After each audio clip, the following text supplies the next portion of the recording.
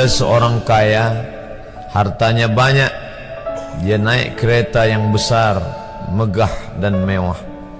Dalam perjalanan dia tengok ke sebelah kanan ada tanaman padi sawah yang menghijau.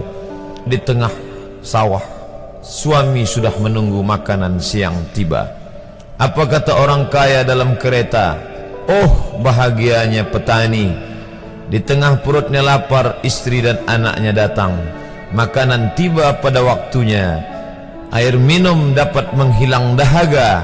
Lapar hilang, rindu pun sirna, karena istri dan anak ada di sekitar dia. Bahagianya menjadi petani, kata orang kaya dalam kereta. Masa orang kaya berpikir bahwa dia tidak bahagia? Si petani yang bersama anak di pondok tua itu pula memandang orang kaya di atas kereta. Apa kata dia?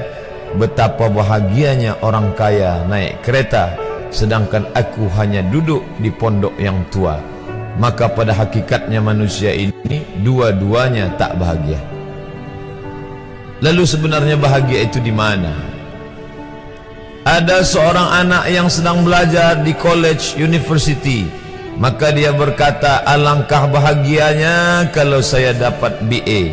Selepas dia dapat ijazah BA, lalu dia berkata, aku tak bahagia. Alangkah indahnya bila dapat master. Manakala dia dapat master, dia berkata, oh, betapa bahagianya kalau dapat PhD. Selepas PhD dia berkata, susahnya PhD, belum juga dapat kerja. Selepas dapat kerja dia berkata, alangkah bahagianya kalau menikah. Selepas menikah dia berkata, aku tak bahagia sebab orang selalu tanya, dah punya anak apa belum? Selepas punya anak, dia pula berpikir untuk menikah sekali lagi. Jadi sebenarnya bahagia itu punya siapa?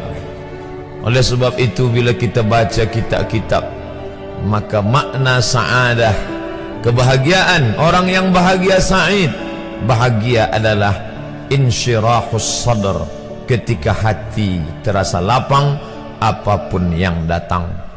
Kalaulah pelajar yang mendapatkan BA itu hatinya lapang, tentu dia bahagia. Kalaulah petani yang berada di tempat rumah tua itu hatinya lapang, tentulah dia bahagia.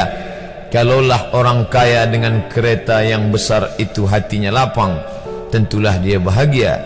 Itulah mengapa Musa alaihi salam di tengah kesusahan hatinya akan melawan ayah angkat bernama Fir'aun, dia minta hati yang lapang. Kita semua baca doa itu, Rabbi syrahli, lapangkan dadaku.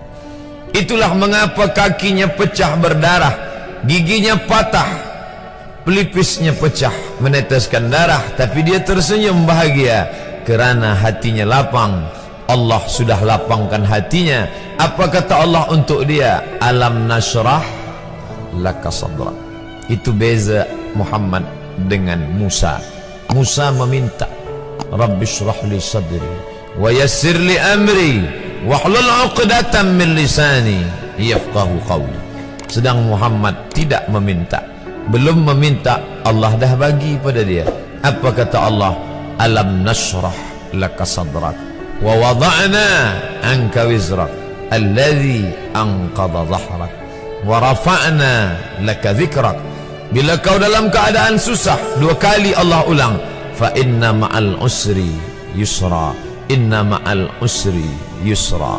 Hati lapang itulah yang membuat Haji Abdul Malik Karim Amrullah Buya Hamka tersenyum di dalam penjara. Penanya berjalan perlahan tapi pasti, maka keluarlah tafsir Al-Azhar.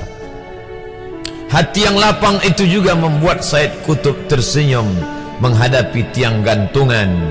Walaupun dipenjara oleh Gamal Abdul Nasir, tapi sebelum kematiannya sempat pula menulis tafsir Fi Zilalil Quran, di bawah naungan bayang-bayang Al-Quran.